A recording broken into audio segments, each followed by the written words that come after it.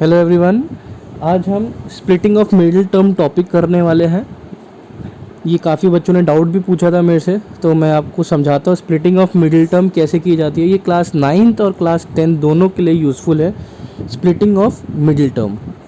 तो शुरुआत करते हैं, एक क्वेश्चन ले लेते हैं।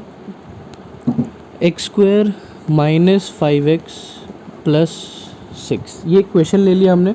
हमें स्प्लिटिंग ऑफ मिडिल टर्म करना है। मिडिल टर्म जैसे कि आप समझ सकते हैं, बीच की संख्या को हमें तोड़ना है, ठीक है। तो सबसे पहले हमें क्या करना है, हमें करना है को एफिशिएंट ऑफ एक्स स्क्वायर को मल्टीप्लाई विद कांस्टेंट,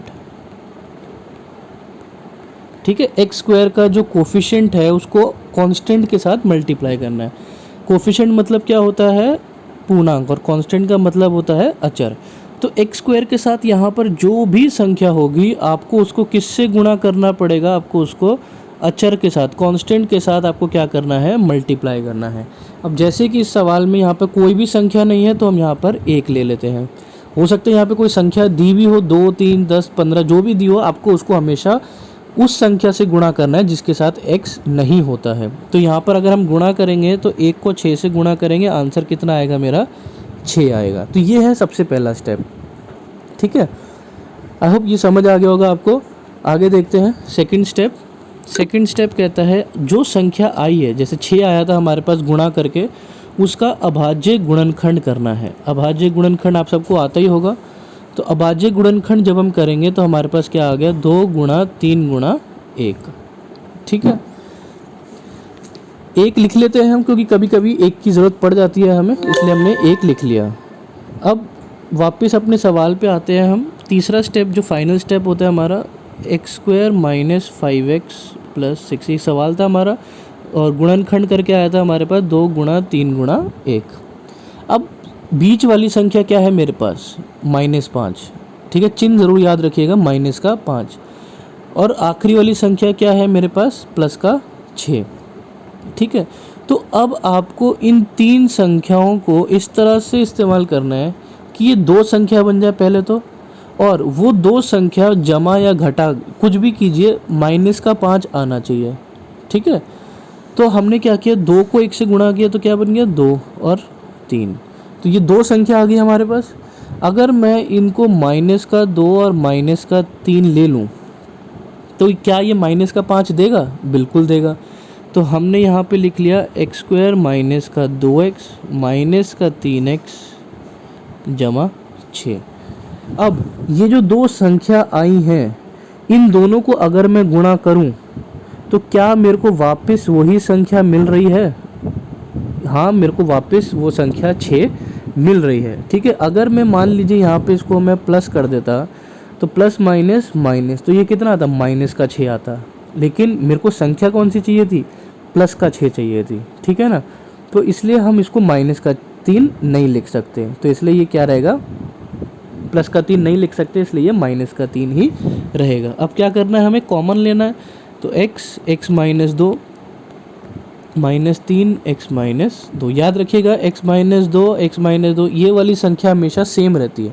सेम का मतलब ऐसा नहीं कि हमेशा x -2 ही आएगा, सेम का मतलब है जो भी आएगा वो दोनों में आएगा। अगर x -5 आ रहा है तो x -5 दोनों में आना चाहिए, x +10 आ रहा है तो x +10 दोनों में आना चाहिए। कहने का मतलब है कोई भी संख्या है आनी दोनों में चाहिए। तो अंदर वाली संख्या x -2, बाहर वाली संख्या x -3, तो ये आपका आंसर आ गया, ठीक है। आई होप ये क्लियर हो गया होगा। नहीं हुआ तो एक और एग्जांपल देखते हैं, उसमें समझ आ जाएगा। एक क्वेश्चन और देख लेते हैं हम।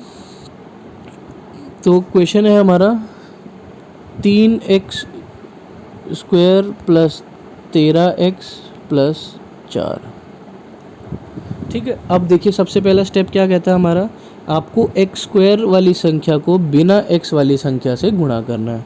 तो 3 को 4 से गुणा करेंगे तो कितना आएगा, 12 आएगा। दूसरा स्टेप क्या कहता है, आपको इसका क्या करना है, अभाज्य गुणनखंड। तो अभाज्य गुणनखंड कर लेते हैं, 2 से काटा 6, 2 से काटा 3, 3 से काटा 1, तो क्या बचा, 2 गुणा 2 गुणा 3 गुणा 1। ठीक है, पेपर में 1 2 लिखने की ज़रूरत नहीं है जैसे मैं लिख रहा हूँ। ये मैं इसलिए लिख रहा हूँ ताकि आपको समझ आ जाए, पेपर में आप डायरेक्ट भी कर सकते हैं। ठीक है ना, यहाँ तक क्लियर है। अब इसको रब कर देते हैं। सवाल था हमारे पास 3x² प्लस 13x प्लस 4, भाज्य गुणनखंड करके आया था मेरे पास 2 गुणा 3 गुणा 1। अब कितनी संख्या है मेरे पास, 1 2 3, मतलब कहने को 4 संख्या है। अब इन चारों को मेरे को 2 संख्या बनानी है। वो 2 संख्या कौन सी होनी चाहिए, जिसको जमा करके मेरे पास क्या आ जाए, 13 आ जाए। ठीक है, जमा या घटा करके प्लस का 13 लाना है मेरे को। ठीक है, तो प्लस का 13 कैसे आ सकता है, देखिए अगर मैं 2 को 2 से करूँ 4 और 4 को 3 से करूँ तो कितना आ जाएगा 12, और एक संख्या है 1। तो क्या संख्या बनी मेरी 12 और 1, और क्या इन दोनों को गुणा करके मल्टीप्लाई करके वही संख्या वापस मिल रही है मेरे को 12। हाँ, 12 मेरे को वापस मिल रहा है। तो यानी मेरे पास जो 2 संख्या वो कौन सी है, 12 और 1। तो इसको लिख लेते हैं 3x² जमा 12x जमा 1x जमा 4। कॉमन ले लेते, 3 कॉमन आ सकता है, x कॉमन आ सकता है, x प्लस 4 बच गया। जहाँ कुछ कॉमन नहीं होता वहाँ 1 कॉमन हो जाएगा, x प्लस 4। देखिए यहाँ भी दोनों में सेम आ गया x प्लस 4। तो x प्लस 4 एक संख्या और 3x प्लस 1 दूसरी संख्या। तो आई होप ये चीज़ आपको क्लियर होगी। ठीक है, बहुत ध्यान से कीजिएगा, ज़्यादा मुश्किल नहीं है। बस एक बार अगर आपको समझ आ जाएगा तो आप इजीली इसको कर पाएंगे। ठीक है, बस स्टेप्स याद रखिएगा। पहला स्टेप क्या कहता है हमारा, इसको रब कर देते हैं। पहला स्टेप क्या कहता है, इसको अब मैं जनरल फॉर्म में लिख रहा हूँ, ax² plus bx plus c। पहला स्टेप कहता है कि आपको a को गुणा करना है c से। जो x² के साथ संख्या है वो बिना x वाली संख्या से गुणा की जाएगी। दूसरा स्टेप क्या कहता है कि ये जो गुणा करके आया है a गुणा c, इसका आपको क्या करना है, अभाज्य गुणनखंड।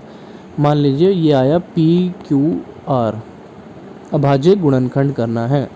उसके बाद आपको क्या करना है, ये जो संख्या आई है आपकी PQR, इनको इस तरह से लिखना है कि इनका जोड़, मान लीजिए 2 संख्या में आपने इसको बदल दिया है,